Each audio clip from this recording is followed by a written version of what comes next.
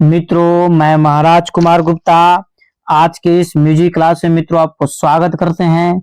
हम उम्मीद करते हैं कि आपका तैयारी बहुत अच्छा चल रहा होगा। मित्रों, हम इस क्लास में मित्रों टेकअप करेंगे 35 MCQ प्रश्न, जो कि पिछले स्टेट में जितने मित्रों प्रश्न पूछाया गया था उसी प्रश्न को मित्रों हम आपके समक्ष लाए हैं, और जो आपके एग्जाम्स के लिए अति महत्वपूर्ण प्रश्न। मित्रों, इस क्लास से आपको यह पता चलेगा कि आपको किस तरीका के लेवल में तैयारी करना है। मित्रों, इस चैनल पर मित्रों प्रतिदिन सुबह 8 बजे म्यूजिक के क्लास लिए जाते हैं, और जो मेरा न्यू चैनल है दक्ष म्यूजिक क्लासेस मित्रों, उस पर आपको प्रतिदिन शाम में मतलब रात्रि 8 बजे मित्रों क्लास लिए जाते हैं। दोनों समय आप क्लास को जरूर ज्वाइन करें, और प्रत्येक प्रश्न का आंसर मित्रों हम लोग डीपली जानकारी लेंगे, और सभी प्रश्न आपको प्रीवियस ईयर का पूछा हुआ प्रश्न है। ठीक है, इसलिए आपको क्लास के अंतिम समय तक जरूर ज्वाइन करना है।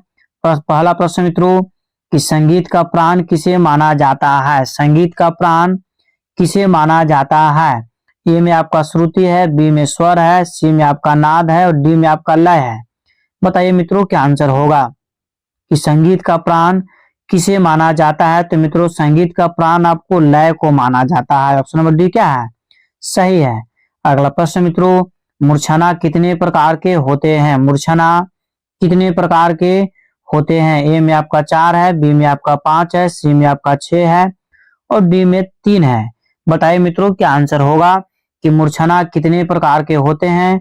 मित्रों सभी प्रश्न का आंसर हम जो स्टेट जो एग्जाम दिया था, ठीक है, और जो उसका बोर्ड जो है मित्रों आंसर दिया, उसी के बेस पर मित्रों हम आंसर आपको तैयार किए हैं। बाकी संशोधित कर करके आंसर आपको हम जरूर देंगे। तो मूर्छना कितने प्रकार के होते हैं। तो मूर्छना 4 प्रकार के होते हैं मित्रों। ये पहला आंसर क्या है, सही है। अगला प्रश्न मित्रों कि अल्पत्व शब्द से क्या अभिप्राय है। अल्पत्व शब्द से क्या अभिप्राय है। ए में आपका मित्रों ऑप्शन है अधिक प्रयोग, बी में है अल्प प्रयोग, सी में है वक्र प्रयोग, और डी में है वर्जित। बताइए मित्रों क्या आंसर होगा कि अल्पत्व शब्द से क्या अभिप्राय है। सभी प्रश्न मित्रों प्रीवियस ईयर का हम लाए हैं, जो आपके एग्जाम्स के लिए अति महत्वपूर्ण है कि अल्पत्व शब्द से क्या अभिप्राय है। तो मित्रों इस प्रश्न का आंसर आपको हो जाएगा अधिक प्रयोग। अल्पत्व शब्द से क्या अभिप्राय है, अधिक प्रयोग। अगला प्रश्न मित्रों 22 श्रुतियों में से एक का नाम क्या है। मित्रों आपको बताते चले कि 22 श्रुतियों का नाम हम पिछले क्लास में आपको बता चुके हैं। उसी में से आपको बताना है कि 22 श्रुतियों में से एक का नाम क्या है। ए में आपका मित्रों कुमुदवती है, बी में आपका प्रथमा है, सी में पंचमा है, और डी में मध्यमा है। बताइए मित्रों क्या आंसर होगा कि 22 श्रुतियों में से एक का नाम क्या है। तो मित्रों आपको बताते चले कि 22 श्रुतियों में से एक का नाम है कुमुदवती। ये पहला आंसर क्या है मित्रों, सही है। अगला प्रश्न मित्रों कि गीति को मुख्य कितने भागों में बांटा गया है। ठीक है, गीति को मुख्य कितने भागों में बांटा गया है। मित्रों ए में आपका ऑप्शन है 2, बी में आपका आंसर है 4, सी में आपका ऑप्शन है 5, और डी में है 3। बताइए मित्रों क्या आंसर होगा गीति को मुख्य कितने भागों में बांटा गया। मित्रों तो आपको बताते चले कि गीति को मुख्यतः 2 भागों में बांटा गया है। ठीक है मित्रों, इस प्रकार हम लोग अगले प्रश्न की ओर चलेंगे।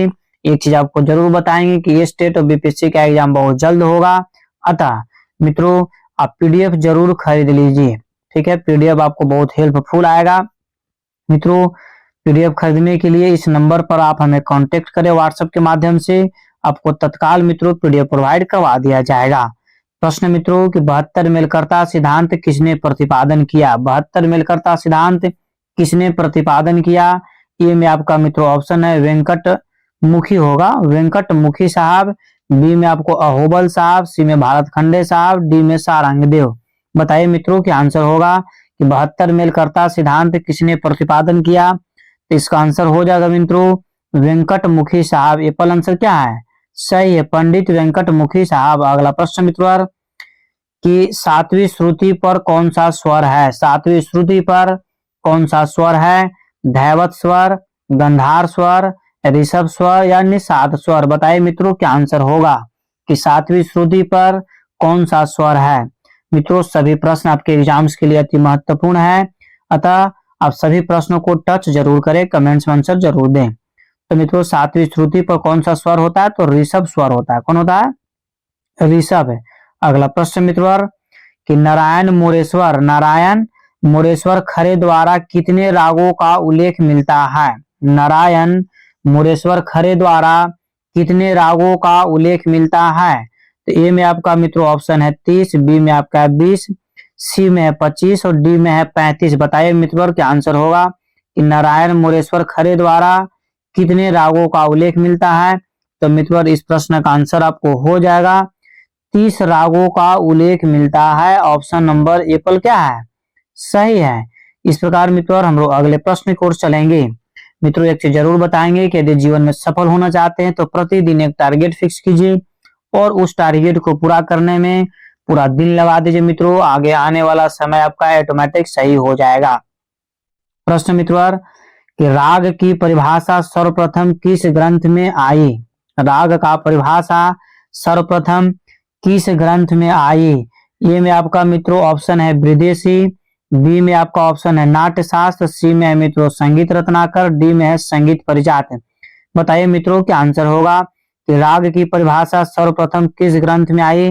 तो मित्रों इस प्रश्न का आंसर आपको हो जाएगा ये पल कहने का मतलब है कि विदेशी में राग की परिभाषा सर्वप्रथम किस ग्रंथ में आई?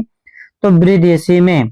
अगला प्रश्न मित्रों कि मिलापक शब्द किससे संबंधित है? मिलापक शब्द किससे संबंधित है? ए में आपका मित्रों ऑप्शन है प्रबंध, बी में है धमार, सी में है ध्रुपद और डी में है बाउल। बताइए मित्रों क्या आंसर होगा? मिलापक शब्द किससे संबंधित है? मित्रों सभी का सभी प्रश्न हम जो 2023 में मित्रों जो एग्जाम हुआ है उसी का मित्रों प्रीवियस ईयर का क्वेश्चन मित्रों हम लाए हैं जो कि आपको पैटर्न पता चलेगा। मिलापक शब्द किससे संबंधित है? तो मित्रों आपको बताते चले कि मिलापक शब्द जो आपको है प्रबंध से संबंधित है। एपल आंसर क्या है? सही है। इस प्रकार मित्रों अगला क्वेश्चन है कि गीत एवं आलाप के छोटे खंड को क्या कहते हैं? गीत एवं आलाप के छोटे खंड को क्या कहते हैं? तो मित्रों ए में आपका ऑप्शन है रूपक अल्पित, बी में है विदारी, सी में अस्थाई और डी में है मातु। बताइए मित्रों क्या आंसर होगा? यही चारों में से मित्रों को एक सही आपको आंसर है जो आपके एग्जाम्स के लिए अति महत्वपूर्ण है। तो मित्रों इस प्रश्न का आंसर आपको हो जाएगा रूपक अल्पित, मतलब ये पहला आंसर क्या है? सही है। अगला प्रश्न मित्रों कि निबंध गान की कितनी संज्ञाएं हैं? निबंध गान की कितनी संज्ञाएं हैं? ए में आपका मित्रों ऑप्शन है 3, बी में है 4, सी में है 5 और डी में है 2। निबंध गान का कितनी संज्ञाएं हैं? मित्रों आप सभी प्रश्न का आंसर कमेंट्स में जरूर दिया कीजिए। सभी प्रश्न मित्रों आपके एग्जाम्स के लिए अति महत्वपूर्ण है। मित्रों आपको बताते चले कि निबंध गान की कितनी संज्ञाएं हैं? तो इसका आंसर हो जाएगा मित्रों 4 संज्ञाएं। ठीक है, निबंध गान का कितनी संज्ञाएं हैं? तो 4 संज्ञाएं हैं। अगला प्रश्न मित्रों कि कौन सा अनिबंध गान है? कौन सा अनिबंध गान है? ए में आपका मित्रों ऑप्शन है प्रबंध, बी में है वस्तु, सी में है राग आलाप और डी में मित्रों आपका ऑप्शन है ठुमरी। बताइए क्या आंसर होगा? कौन सा अनिबंध गान है? तो मित्रों इस प्रश्न का आंसर आपको हो जाएगा राग आलाप। ठीक है, राग आलाप जो है मित्रों अनिबंध गान के अंतर्गत आता है। मित्रों जितने भी प्रश्न पूछा गया है सभी के सभी प्रश्न का पीडीएफ मेरे पास तैयार है, आप जरूर पीडीएफ को परचेज कर लें। और मित्रों सभी के सभी क्लास यूट्यूब पर मित्रों डाला भी गया, आप वहां से भी देख सकते हैं। ख्याल गायकों के प्रचारक कौन थे? ख्याल गायकों के प्रचारक कौन थे? ए में मित्रों आपका ऑप्शन है सदारंग, बी में है अदारंग, सी में है रंगीले और डी में है मित्रों ए और बी दोनों सही है। तो मित्रों ख्याल गायक के जो प्रचारक थे सदारंग और अदारंग दोनों थे, अर्थात इसका ऑप्शन मित्रों क्या हो जाएगा? डी नंबर आंसर क्या है? सही है। मतलब ख्याल गायकों के जो प्रचारक माने गए हैं सदारंग और अदारंग। ठीक है, अगला प्रश्न मित्रों कि फयाज खां किस घराने के संगीतज्ञ थे? फयाज खां किस घराने के संगीतज्ञ थे? ग्वालियर घराना, पंजाब घराना, किराना घराना या जयपुर घराना? बताइए मित्रों क्या आंसर होगा कि फयाज खां का संबंध किस घराने से है? तो मित्रों जिस प्रश्न का आंसर आपको आ रहा है उस प्रश्न का आंसर आप कमेंट्स में जरूर दिया कीजिए कि फयाज घराने का संबंध मित्रों किस घराने से है। तो मित्रों आपको बताते चले कि फयाज घराने का जो मित्रों संबंध है फयाज साहब का उनका ग्वालियर घराने से है। किस घराने से है? ग्वालियर घराने से। अगला प्रश्न मित्रों कि कृष्णराव शंकर पंडित किस घराने से संबंधित हैं? कृष्णराव शंकर पंडित किस घराने से संबंधित है? ए में आपका मित्रों ऑप्शन है ग्वालियर, बी में है आगरा घराना, सी में मित्रों आपको किराना घराना और डी में है जयपुर घराना। तो मित्रों बताते चले कि कृष्णराव शंकर पंडित का जो मित्रों संबंध था आपको ग्वालियर घराना से था। इसका भी एप्पल आंसर क्या है? सही है। इस प्रकार मित्रों हम लोग अगले प्रश्न की ओर चलेंगे। बहुत ही बेहद महत्वपूर्ण प्रश्न मित्रों कि संगीत किसे कहते हैं। हम बहुत बार मित्रों क्लास में बता चुके हैं कि संगीत किसे कहते हैं। इस प्रश्न का आंसर आप कमेंट्स में जरूर दीजिए, क्योंकि सभी के सभी प्रश्न आपके एग्जाम्स के मद्देनजर देखते हुए मित्रों सभी अति महत्वपूर्ण प्रश्न तैयार किए गए हैं। तो मित्रों ए में आपका गायन, बी में है वादन, सी में है नृत्य और डी में है तीनों का मिश्रण को। तो मित्रों इसका आंसर क्या हो जाएगा? ऑप्शन नंबर डी, तीनों का मिश्रण अर्थात संगीत में मित्रों गायन भी होता है, वादन भी होता है और नृत्य भी होता है। इस प्रकार मित्रों हम लोग अगले प्रश्न की ओर चलेंगे। शब्द और स्वर दोनों की उत्पत्ति किससे मानी गई है? बहुत ही बेहद महत्वपूर्ण प्रश्न आपके एग्जाम्स के लिए मित्रों कि शब्द और स्वर दोनों की उत्पत्ति किससे मानी गई है? ए में आपका मित्रों ऑप्शन है नाद, बी में है ओम, सी में है स्वर और डी में है पृथ्वी। तो मित्रों इसमें जो ऐसे दो ही ऐसा ऑप्शन है जिसमें कंफ्यूज आपको हो रहा होगा कि शब्द और स्वर दोनों की जो उत्पत्ति मानी गई मित्रों ओम से मानी गई। किससे मानी गई है? ओम शब्द से। इस प्रकार मित्रों हम लोग अगले प्रश्न पर चलेंगे। इस प्रश्न में मित्रों सभी 2023 जो जैसे स्टेट का जो मित्रों 2023 में एग्जाम हुआ था उसी का प्रीवियस ईयर क्वेश्चन मित्रों हम लाए हैं, जो आपको पता चल सकेगा कि किस तरीका का एग्जाम में प्रश्न पूछता है। तो मित्रों प्रश्न आपका है कि शाम में मुख्य गायक को क्या कहा जाता था? ठीक है, शाम में मुख्य गायक को क्या कहा जाता था? तो मित्रों ए में आपका प्रतिहर्ता, बी में है उदागता और सी में है प्रस्तोता और डी में है ये सभी सही है। बताइए मित्रों और क्या आंसर होगा? तो मित्रों आपको बताते चलें कि शाम में मुख्य गायक को क्या कहते हैं? तो उदागता बोलते हैं। बॉल आंसर क्या है? सही है। इस प्रकार मित्रों हम लोग अगले प्रश्न की ओर चलेंगे कि कर्नाटक संगीत में गावली हिंदुस्तानी संगीत के किस विद्या से संबंधित हैं? कर्नाटक संगीत में गावली हिंदुस्तानी संगीत के किस विद्या से संबंधित है? तो ए में आपका मित्रों धमार है, बी में आपको टप्पा है, सी में मित्रों आपको ठुमरी है और डी में आपको ध्रुपद है। बताइए मित्रों क्या आंसर होगा कि कर्नाटक संगीत में गावली हिंदुस्तानी संगीत के किस वाद्य विद्या से संबंधित है मित्रों? तो इस प्रश्न का आपको आंसर हो जाएगा ठुमरी से। ऑप्शन नंबर सी क्या है? सही है। इस प्रकार मित्रों अगला प्रश्न है कि कर्नाटक संगीत में रागों के स्वर युक्त होते हैं। कर्नाटक संगीत में रागों के स्वर युक्त होते हैं। ए में आपका मित्रों गमक, बी में आपको मिंड होगा, मिंड ठीक है, और सी में आपका मित्रों कन है और डी में आपका विलंबित है। बताइए मित्रों क्या आंसर होगा कि कर्नाटक संगीत में रागों के स्वर युक्त होते हैं? तो आपको बताते चले मित्रों कि गमक होते हैं। क्या होते हैं? गमक, अर्थात ए पर आंसर क्या है? सही है। तो अगला प्रश्न मित्रों कि निम्नलिखित में से कौन सा राग दक्षिण पद्धति का है? निम्नलिखित में से कौन सा राग दक्षिण पद्धति का है? ए में मित्रों आपका ऑप्शन भूपाली है, बी में आपका मालकौंस है, सी में मित्रों किरवानी है और डी में रामकली है। बताइए मित्रों क्या आंसर होगा? फटाफट मित्रों आप कमेंट्स में आंसर दिया कीजिए कि निम्नलिखित में से कौन सा राग दक्षिण पद्धति का है। तो मित्रों आपको बताते चले कि इसका आंसर आपको हो जाएगा किरवानी। ऑप्शन नंबर सी क्या है? सही है। इस प्रकार मित्रों हम लोग अगले प्रश्न की ओर चलेंगे।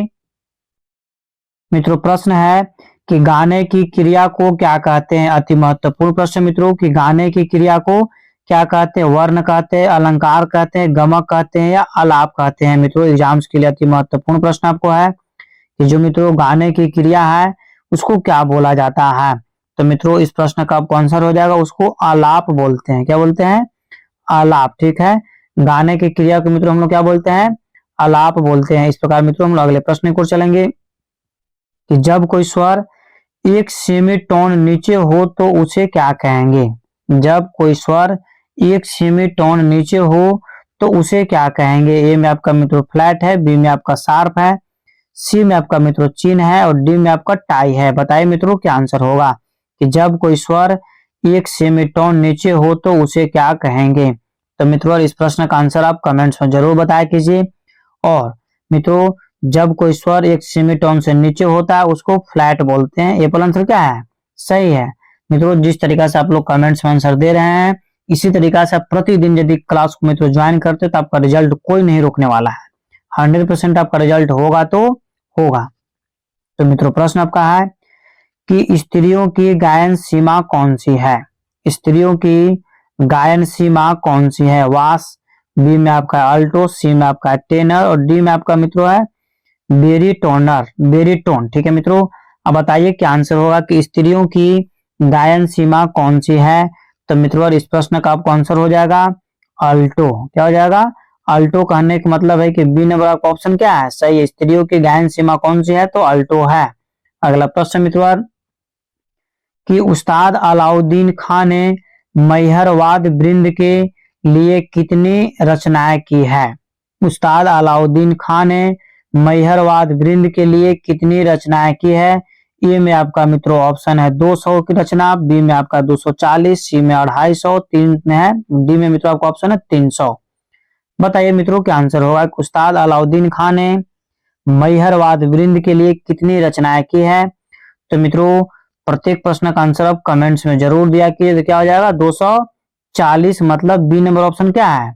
सही है कि उस्ताद अलाउद्दीन खान ने मैहरवाद वृंद के लिए कितनी रचनाएं की है? तो 240 रचना किए हैं।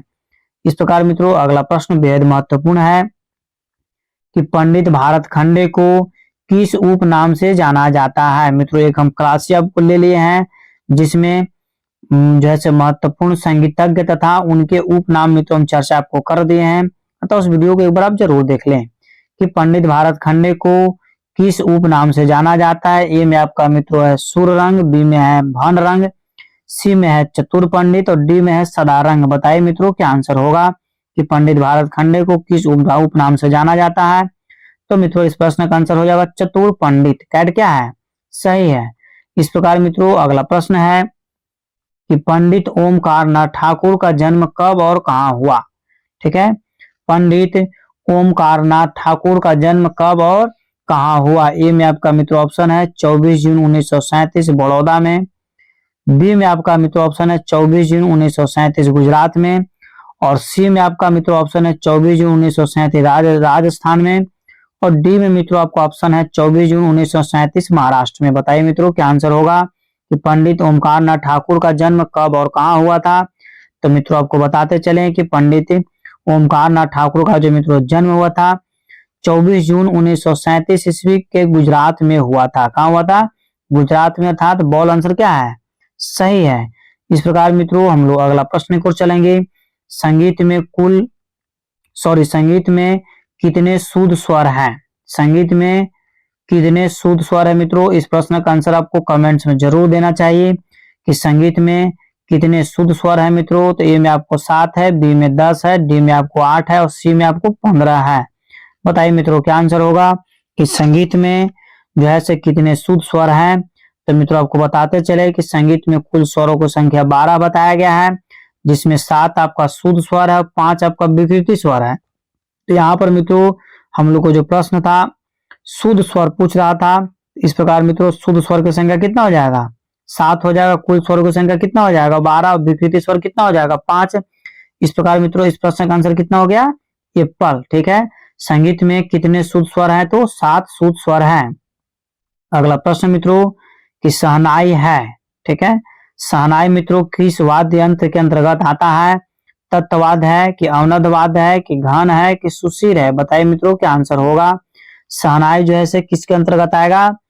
तत्वाद्य, अवनदवाद्य, घनवाद्य या सुशीरवाद? तो बताते चले मित्रों कि शहनाई में जो है से ईयर का प्रयोग किया जाता है, मुंह से उसको बजाया जाता है। मित्रों सबसे अच्छे और सबसे जैसे विख्यात शहनाई वादक कौन थे? बिस्मिल्लाह खां थे। तो मित्रों आप उनको जरूर देखोगे कि देखे होंगे कि शहनाई खां जो शहनाई बजाते हैं, बिस्मिल्लाह खां, और मुंह से बजाते हैं, ईयर से बजाते हैं। इस प्रकार मित्रों शहनाई क्या हो जाएगा? सुशीरवाद हो जाएगा। ऑप्शन नंबर डी क्या है? सही है। ठीक है मित्रों कि शहनाई जैसे सुशीरवाद के अंतर्गत मित्रों आएगा। आपको ये आंसर क्या है? गलत है। इस प्रकार मित्रों अगला प्रश्न है वीणा का प्रकार है, मतलब इसमें से कौन ऐसा है जो वीणा का प्रकार है? नकुली, महाव्रज, सी में आपका उद्रंग और डी में मित्रों काहला। बताइए मित्रों क्या आंसर होगा कि बिना का प्रकार है, बिना का प्रकार है।